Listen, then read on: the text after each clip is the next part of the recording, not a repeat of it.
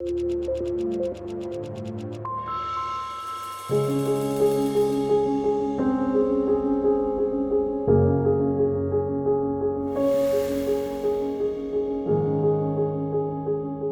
World Health Organization defines social determinant of health as the condition in which people are born, grow, work, live, and age. These are broad and complex, of course, and include many, many factors. Everything from the quality of education a child receives, to the neighborhood he grew up in, to the kind of food they have available, and to the discrimination they experience. We tend to think that our health is mainly determined by genetics. But genetics only account for 30% of our overall health, and the rest is due to other factors such as individual behaviors, the health care and access to health care, and social and environmental factors.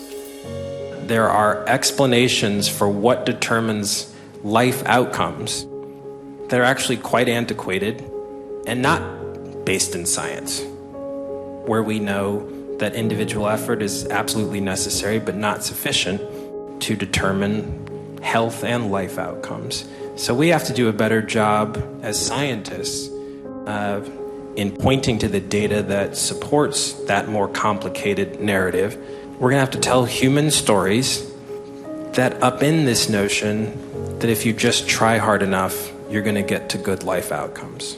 Because a whole lot of people have been trying real hard for a really long time.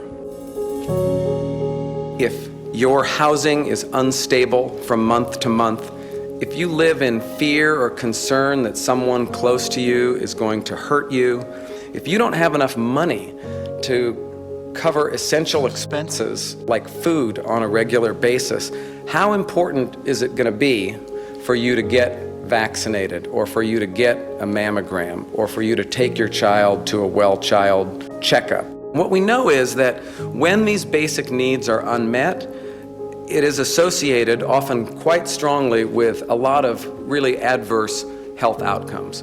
So worse or more compromised mental health, physical health, healthcare utilization, ER utilization, inappropriate or incomplete use of prescription medications, appointment keeping, higher costs.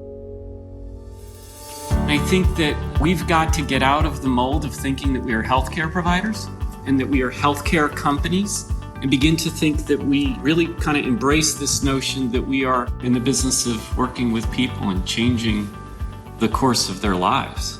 And it's not just about their physical health. Pick a person on a government program who lives in an underserved part of the community, and they've got diabetes and they've got heart disease. But what if they live in that neighborhood where they can't walk up and down their street? When we tell them that part of the treatment for diabetes is to exercise, what if they can't afford the food that we tell them they should eat to get healthier? How can we possibly ignore that as an industry? We have a business imperative to be really, really good at what we do and help people get healthier on behalf of our clients. It's not just a business imperative, it's a moral and ethical imperative. We're in healthcare. That's a public good.